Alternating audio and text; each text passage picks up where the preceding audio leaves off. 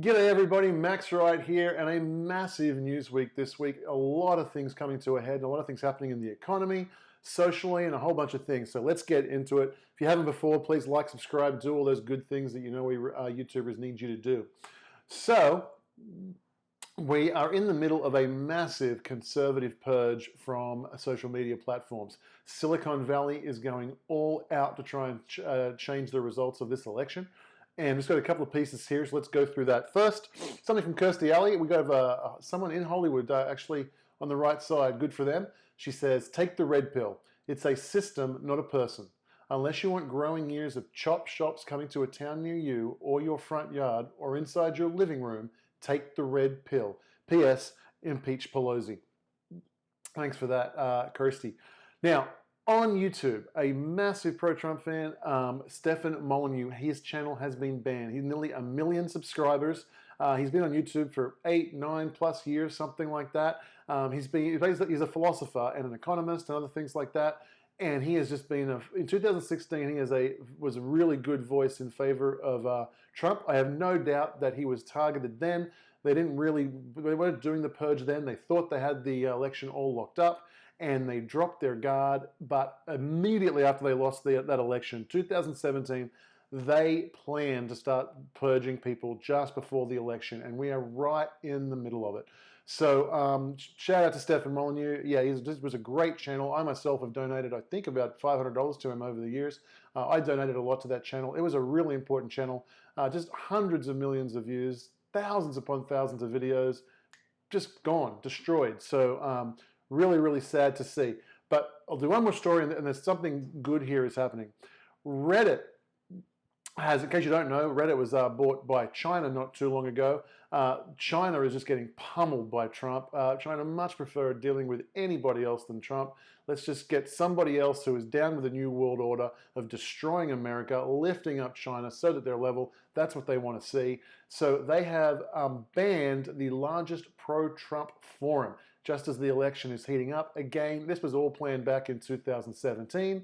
But this was somewhat predicted by the guys on that forum, and they have created their own site. I visit this site every day, and I can't recommend to you enough why you need to visit this site every day. So the site is just like taking off like gangbusters. It's only about 6 months old. It's now ranked in the top 9,000 sites in the world. It's nearly one of the top 1,000 sites in the USA. There's a lot of people on that site, and it's just a love fest. And it's very important, guys. I can't tell you. The site is called Thedonald.win. So just go to the URL in your browser, type in Thedonald.win. And listen, why is this so important? Whether you're a Trump fan, if you're not a Trump fan, if you hate him, if you're whatever, if we are coming up to an election and you're being asked to make a decision, if you're on the jury of a murder trial, imagine how ridiculous it would be how ridiculously unfair it would be on that jury and only hear the prosecution's case and never hear the defense present evidence or make their case. It would be ridiculous, unfair. Your chances of arriving at the right conclusion would be near zero. All of media is against Trump. All of the conservative voices are being purged off of social media. If you want to be an informed voter, whether it ends up being in favor of Trump or against Trump, either way, it is critical that you give yourself the gift of hearing both sides of the arguments. You don't have to go far to hear the authoritarian standard definition that social media is permitting and the mainstream media is pushing out. You're literally surrounded by it. There are very, very few places you can go to get an alternative opinion and hear the other side. And so that's why I think it's absolutely everybody's duty to go to Thedonald.win and check it out. I'm there virtually every day, and there's just so much great content in there, so much new news, and lots of debates going on about different policies and stuff. It's a really, really fun place. And here's a comment from one of those Redditors. So just as Reddit shuts down the Donald and Poll, if you don't know what Poll is, that's on 4chan. It's another kind of similar thing. They get spammed to death. So this website comes online and replaces it. Laugh my ass off. Enjoy the now censor-free, independently moderated super community you just spawned, leftists. Couldn't have said it better myself. Great comment, and please do check out Thedonald.win. Okay, into more other news, more on the economy side. So again, just looking for evidence. Where is during this crash, what industries are hitting first? Predictably, tourism getting hit hard. Las Vegas icon Cirque du Soleil files for bankruptcy.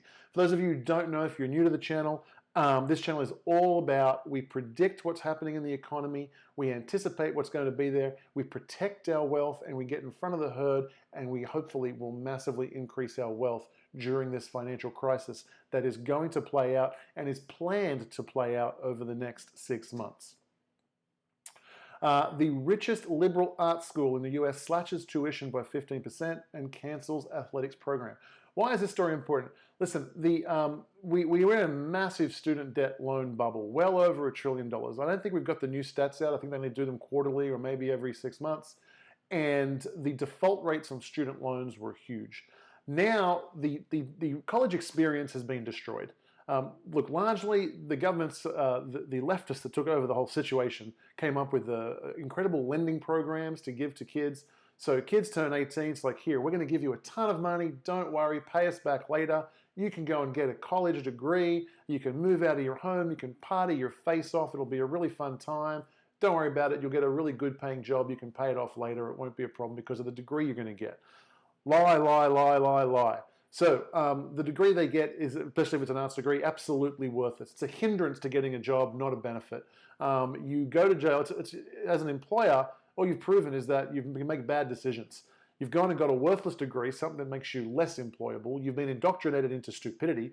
You're going to be a troublemaker in the workplace because all you care about is what color people's skins are and what gender they are, and all these irrelevant things that employers couldn't care less about. They just care about productivity. You're caring about all the wrong things, stirring up trouble. It makes you less employable. And now you've lost the fun of the college experience. Who wants to go to college and wear a mask and live in dorms? You don't. You want to go and play flip cup and do all the crazy things and fun things that you do in college. And the college experience is getting destroyed. And as a result, without that incentive in there, to go there and get $100,000 in debt to be indoctrinated, why would anyone do it? We're going to see educational systems just get destroyed. Thank God, and good riddance might give us a good opportunity for a good reset in that industry. 83 tons of fake gold bars discovered in China. So this is an incredible fraud. Just as we know, Chinese are just absolutely, they are the fraud kings of the planet. And 83 tons of fake gold. That's just an insane amount of money. Partially as a result, gold smashes above $1,800 for the first time since 2011. We're nearing the all-time highs of just over $1,900, and I think we'll probably take those out in the next 6 months. Despite a national lockdown and a sales collapse, meaning the number of real estate properties being sold, number of houses being sold, despite a collapse in both of that, the US home prices went up for the ninth straight month in April. What does this mean? Why is it happening? I think, actually, you know what? It ties in with the next headline. Bonds, stocks, dollars, and gold all go up as the COVID chaos continues. Actually, the COVID chaos is getting much worse, at least how they're reporting it, because they're testing a lot more. We'll get to that more in a minute, but there's more cases. So what's the market doing? Real estate's going up. Bonds, stocks, gold, everything's going up. What's going up? Everybody knows, everybody has been trained that if there is a crash, if there's something, the Fed is going to print trillions and trillions of dollars. What that does, devalues the dollar. What that does, pushes prices up of everything. So people are just getting out of dollars and buying things. We've had the debate before on this channel. Is this going to be a crack up or a meltdown? How is this crash going to play out? This kind of evidence is suggesting to us it's going to be a crack up. Now, we'll see how things play out. So Harry Dent, right now, I'm thinking the evidence is pushing against you right now. He's calling for a meltdown. A lot of other guys are calling for a crack up. The evidence is starting to come in that this is going to be a crack up at least for a while. Exploding prices and everything, but a crashing value of the dollar. Let's see how this plays out. Is the Fed about to nationalize financial markets? A story out by the Sydney Morning Herald here. I'll be honest, I didn't even read this article. I was curious about the headline. It just prompted some thoughts in me, something that I really want to warn everybody about. We are going to see things that we never thought possible in the very near future. We've already have. I mean, the amount of unemployment, how much it came on, how quickly it came on, destroyed anything we saw in the Great Depression. We never thought it would be possible for an economy to get wrecked that quickly and that efficiently. Turns out it was. The amount of money being printed in just a given quarter is just insane. We have printed more money in the last 3 months than we have throughout QE1, QE2, QE3, and the whole 2008 financial crisis over about 4 or 5 years. We did it in 3 months. We are going to see some crazy things. There can be governments taking over the entire stock market. There could be governments banning all kinds of money flows in and out of country, travel restrictions in and out of country, all these things we never thought we'd see. You have to be prepared for the thing that you can't see coming. And that's what this channel is all about. Go ahead and subscribe if you haven't. How do you position your assets to protect them? How do you position yourself for physical safety, right? How do you do all that? You have to understand what's happening. You've got to be prepared for things that you have never seen before in your life to come. Shifting gears a little bit, over to the BLM, the protest, a little bit the civil unrest and the social issues of the day. Seattle police chief asked why black people keep dying in Black Lives Matter chop zone. The answer is simple: leftists run it. So we've had 2 murders, multiple shootings. They've been around for how many weeks? There's how many thousands of people in there? Do the math and extrapolate that for a year. And what is the murder rate per capita in this chop zone? I bet you it's worse than anywhere in the world. This is like, even worse than third world war zones. And radical leftists are running it, and that is what you would expect. Of course, it's going to be a complete disaster. If you want to know what the world would look like if leftists and BLM take over, very, very simple. We just look at Zimbabwe. Zimbabwe shutters the stock exchange, blocks all mobile money payments coming in and out of the country, and the currency has completely collapsed again. For those of you who do not know about what happened in Zimbabwe, 80s and 90s, they decide to do reparations. There's too many white farmers, there's too many rich white farmers, and we are going to take land and farms off of the white farmer and just give them to the black people because it's not fair and we need reparations. Exactly the same demands that BLM are making. What happened? The farms were given to people who did not know how it worked. They didn't earn it. They didn't work for it. They didn't take care of it as if it was their own, and they didn't have the skills to manage it. As a result, Zimbabwe economy collapses. A massive famine ensues. The whole rest of the world, money stolen at gunpoint through taxation and deficit spending on capitalist countries, stolen from them and given to communist leftist countries to prop up their failing things. We had to send food, we sent everything. We never got a choice. Our governments just did it. A few years after that, their governments do all these massive spending with no fiscal responsibility whatsoever. The currency implodes. The inflation rate hits 80 million% per month, and the Zimbabwean dollar goes to zero. Just complete and utter widespread devastation. You don't understand what that kind of hyperinflation does. It means everything is taken from everyone. Every single dollar anybody has saved becomes worthless. It is gone, and every single person in the country becomes absolutely stone cold poor. Of course not the bureaucrats, they're fine. What do they do then? They repair, they were going to, okay, we can't earn the world's trust anymore. We're just going to use US dollars and pound sterling. The economy starts to just get a little bit better, starts to function somewhat, although still a disaster. Okay, guys, trust us. We've got this now. We've learned our lesson. About 3 years ago, they go back to the Zimbabwean dollar. 3 years later, hyperinflation again. They've spent themselves into oblivion, and it's just a joke. The amount of pain, suffering, misery, poverty, death, and murder that happens in these leftist-controlled places is absolutely terrifying. I just can't stress to you enough how important it is that we just don't allow leftists to ever take control, ever. Nearly 40% of voters think that Biden has dementia. 25% of Democrats think Biden has dementia. This is just, I mean, they chose what I thought was the worst candidate they could have possibly imagined in Hillary Clinton, just corrupt, dislikable, disgusting human being. And I think they've managed to find worse. God bless them for their incompetence. We greatly needed it.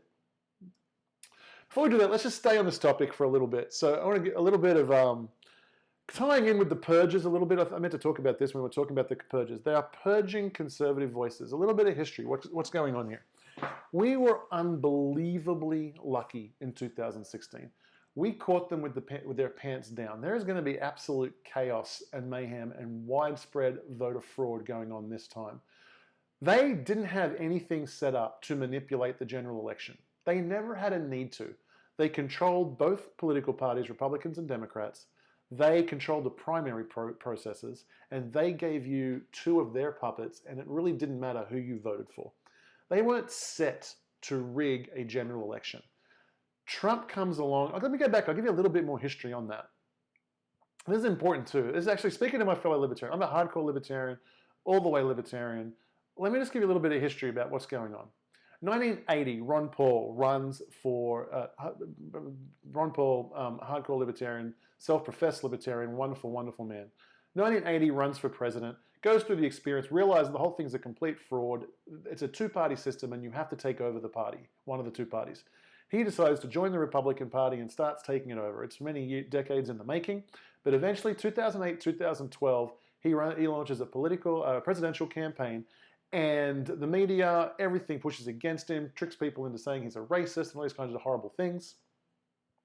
And he isn't successful. However, he red pills a huge portion of the GOP party and brings in a whole bunch of libertarians into the party. The beginnings of the libertarian takeover of the Republican Party is happening. Okay, he kind of gets too old, runs out of his opportunity, such a shame, but in another way, it was good because for as wonderful as he was and as much as his ideology is in line with mine, I don't think he had the strength of character, the charisma, and the media savvy to destroy the media and win an election the same way Trump did. So Trump, very strategic. He comes down the escalator, he announces almost immediately, one of his very first things he does, he goes on Stossel and he addresses the libertarian community. And he says, look, I'm not a libertarian. I'm not here to lie to you. I'm not a libertarian. But I'm pretty damn close, okay? Pretty much anything I disagree with you guys on is that we need to, that America has a bigger role to play in terms of military. And Ron Paul and I disagree on that, but pretty much everything else I agree, and I can win. Give us your vote. He wins over a large part of the libertarian community, and most importantly, the libertarian community is now housed largely inside the Republican Party.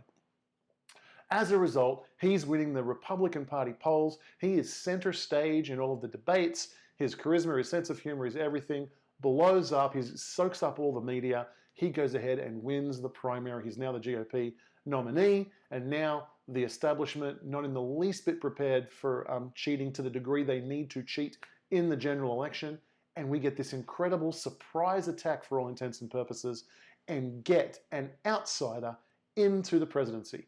Now, for those of you who thought that was going to be the end of it, just naivety to its unbelievable extent, our enemies still have 100% of the Democrat Party, a large portion of the Republican Party, still have all the media, all the academia, all the funding that is just coming out of taken from us in our taxes, largely taken from Republicans in taxes, and given to leftist causes funneled all over the economy. The headwinds are incredible. And another thing happened. The Libertarian Party, like I said, I'm a hardcore Libertarian. The Libertarian Party, and I'm so angry that the laggards who are still with the Libertarian Party, but some very good news. I think the Libertarian Party has largely collapsed. And the same mistake will not happen this time around. For those of you who don't know, why was this so important? What's the Libertarian Party so important? Libertarian Party took up, I think, like 5% of the vote in 2016. And listen, why is this so important? Trump gets the presidency. He gets the House, and he gets 51, 52 out of 100 senators. Just creeps across the line. But there are rhinos in our midst. McCain and others are revealed and called out, and so we get very little done. We don't get the wall. We get a lot done comparatively to other presidents, but we don't get a lot done in what we actually need to get done. We don't get a wall. We had 3 more years of millions of illegals crossing the border. There's activist judges on all the lower courts that leftists have been planting there for years and years and years, and in the Supreme Court too. So it's still, this is going to be a long battle and a long takeover. But the good news is, finally, I've been watching this for decades and just thinking, it's done. We're not even fighting. Trump has awakened the silent majority. We are fighting, and it's a very, very good thing. Back to the libertarians. Had the libertarians have not been so idealistic and so stupid as to waste their vote on that nonsense, and had they have voted for the Republican Party, had we have just got to 55, 56 senators, which is what we would have done had the libertarian vote been for Trump, then we would have had voter ID laws by now. We would have had clean and fair elections by now. He's done a lot of things. He's had to resort to do a lot of things via executive order, and it's very impotent. The next president that can come along can undo it all in the stroke of a pen. You have to do it in Congress. You need the lower house, you need the Senate, and we never, ever, ever had it. And so there are some things that he's been able to implement which have turned out good, but we missed our opportunity. And I'm very, very angry at those libertarian laggards who did not see this and hurt this, all right? Whew. All right. We're going to have, whether or not we get another chance is debatable. Like I said, the amount of rigging that's going to go on in the general election will be mind-boggling. We're going to have incredible headwinds. All conservative voices are going to be purged. You're going to have to go to 1, 2, 3 sites. You're going to have to seek them out. You're not going to get them on Google. You're not going to be able to share them on your social media. You have to have the responsibility to go and hunt down these things and hear the alternative and share it with people. That's what we're going up against. Of course, media, academia, everything else is working against us, and the banking institution. And they will make the economy suffer before the election is here, and they will try and lay the blame at Donald Trump, at his feet. So there's incredible headwinds headwinds we face, and we have to fight like our lives depend on it, and we have to get the Senate, have to get the presidency, and have to implement a few things. If the leftists win, then you can forget about it. The elections won't even count anymore. It's over. You're done. The country is gone. There is no coming back from this. We got very lucky in 2016. It's going to require us to work our faces off and get very lucky again, and we might stand a chance. Their continued incompetence and stupidity with nominating Biden is going to help us considerably, but we got to fight like our lives depend on it, because they do. Coronavirus cases versus fatalities. Why the next 6 days will be crucial.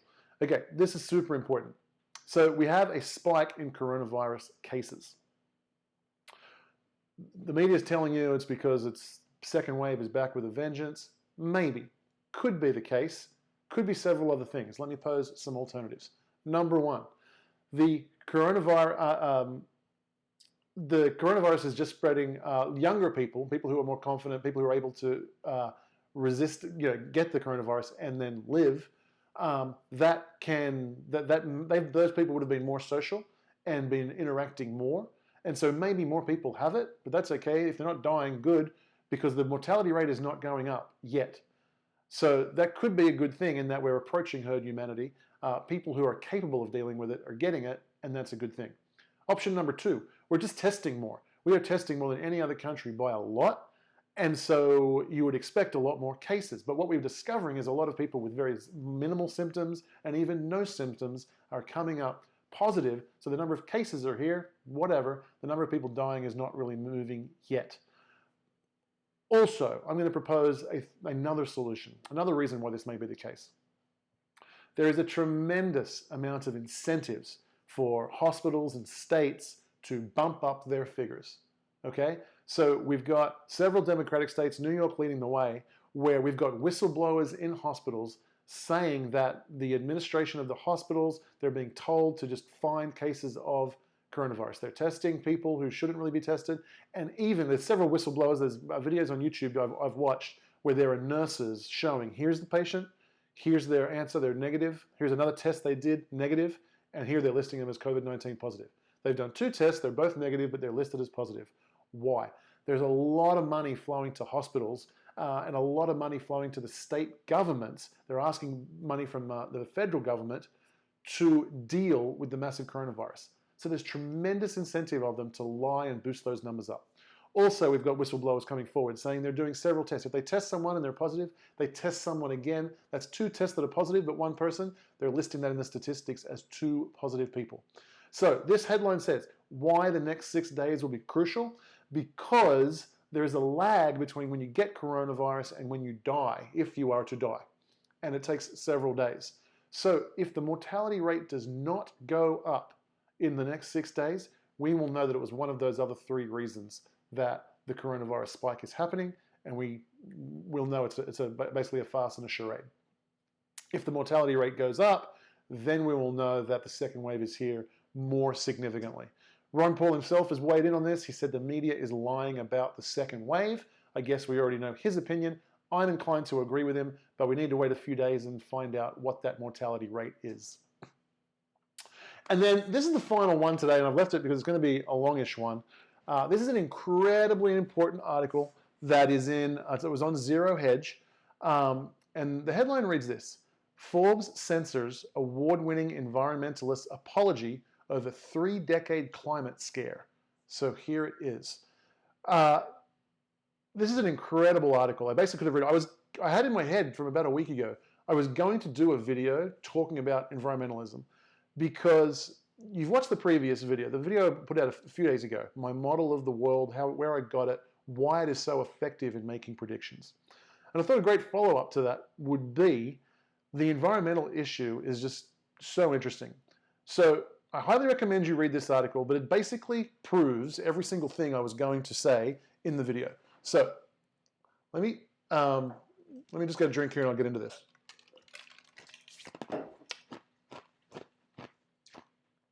Apologies, I shouldn't have crushed ice. Okay, a little bit of history. Cold War's raging, 60s, 70s, 80s. And it was a very, very effective way to scare the American population. Better red than dead. We need to appease these communist countries around the world. We need to not embarrass them. We shouldn't even fight them too hard because they might get embarrassed, they might get angry, and they might blow us all up in a nuclear holocaust. And it was a very, very scary thing, and allowed them, where a scared population is very, very good, and you can implement draconian and authoritarian measures to keep them safe from the big bad scare. It was very useful, but their use started to dying after 30 years. We didn't really believe there was going to be a nuclear holocaust anymore. It didn't scare us anymore. It became kind of a non-issue, and it had a very negative issue for the sociopaths who want to enslave us. It's very, very hard to move us towards an authoritarian, radical leftist style of governance when we're in a Cold War with that. What's the point of fighting Soviet Russia if we become Soviet Russia? So they couldn't implement a lot of the strategies that they wanted. They couldn't take over healthcare. They couldn't take over all the things they wanted to take over, massive expansion of government, central planning, etc. They said this is not working and we have to switch. They said, okay, we're going to get rid of communism, and it was a strategic decision to allow the Soviet Union to collapse, declare that the Cold War has ended, capitalism has won, and we don't need to worry about that anymore, and that discourse is over. Well, whether you believe in that little conspiracy or not, the facts are absolutely irrefutable. At the end of the Cold War in 1990, 1991, 92, then it was absolutely unanimous that capitalism was superior, communism was a complete failure, and that every academic, every intellectual, everybody understood that capitalism was better, and that's the direction we should move. However, every single country in the Western world took a hard left turn, and we started racing towards bigger government, bigger social programs, bigger things that basically is socialism, communism, etc. Takeover, Medicare, etc. That has happened. There's absolutely no doubt about that has happened. But they weren't going to rest on their laurels, because they still believe that scaring the population is a very, very powerful way to keep them, to increase the government, to protect them. So if you're scared, let big government run to the rescue, let big government expand, and we will protect you from all the horrors and miseries. They did their think tanks, they had some strategies. 2 big ideas came out of it. 1, terrorism. They decided to fund terrorism all over the world, fund anything that would hurt America, scare people, random deaths, random planes flying into buildings, scare the hell out of people. That allowed them to implement the Patriot Act. That allowed them to implement a massive expansion in surveillance, massive expansion in intelligence communities used against their own citizens, and all of those kinds of things because of that scare. It was very, very useful. There was a second scare. They realized that environmentalism, if they could get you to believe in acid rain, it was in the 80s, and greenhouse gases in the 90s, and global warming in the noughties, and now it's climate change after all those things got debunked. If they could scare the hell out of you, they believed that your planet was about to go up as an inferno, then you would allow the government to stick its nose into your businesses, to regulate what shower heads you use, what light bulbs to use, every aspect of the economy, a massive expansion of government and a higher tax rate, especially at the United Nations. So this entire agenda, how did they implement it? What happened? Governments around the world, they're taking your money, they're dishing it out to all their grants and scientists and whatever else, and all these grants start filtering out into the scientific community to get results which prove environmental catastrophe is real, it's here, it's going to happen very, very soon, and you need to give us lots more control. Just imagine the pressures on, you're a scientist, you've done years of degrees, you've got student loan debts, you want to make a difference in the world, you're passionate about the environment, and you realize very quickly there's all these incentives going on. If you come out and your research finds that there is global warming, there is acid rain, all these things, the environment's toast, and we need to take immediate massive action. You're the one who continues to get more and more in massive grants, and you become rich and successful. You're the one who the media lionizes and idolizes and celebrates you as a champion. You have notoriety, you get the girls, you literally, everything comes your way, money, fame, fortune. Compared to the ones who produce science that says the opposite. It's like, here's what my research says. It's like, it's a scam. It's not worth worrying about at all. All funding for you cut off. The media demonizes you. You get kicked out of circles, of your peer circles. Everything starts working against you. Just imagine the amount of psychological pressure for people to toe the line. Whether they know it consciously or unconsciously, the incentives are extreme. And you get this massive expansion of academia, scientific information, which proves the world's about to crumble. I'm not a scientist. I never looked at the data. I knew the data was corrupted from the beginning. I knew it was a complete farce from day one. And this story is from a whistleblower, a guy for 30 years was in the system advocating for climate alarmism. We need to do all these kinds of things, massive government control, or we're all going to burn in hell on earth. And he's finally come out and said, I finally got the courage to tell the truth. Everything I said was complete crap. All of the conclusions we've done for years are just upside down. The exact opposite is true. And the reasons why I did it are all right there and exactly as I have predicted. I'll put the link in the description. This article is a must read that perfectly illustrates how to use the knowledge I gave you in the previous video of how the world works and how I applied it to the environmentalist issue to know what was going on, know what was bullshit, never waste my time looking at science which I knew was corrupted. Guys, I hope this video has been awesome for you. There's a lot of cool things in here and a lot of things are coming together for you. Remember, we do all kinds of creative videos on this channel, but it's about understanding how the world really works, how to protect our assets, how to grow our assets, how to get rich during this crash, and also how to bring about peace, prosperity, and liberty throughout the world. If all those things sound interesting to you, like this video, share this video, please subscribe while we still have some YouTube channels which are espousing this. And guys, I'll see you very soon. Thanks a lot and take care.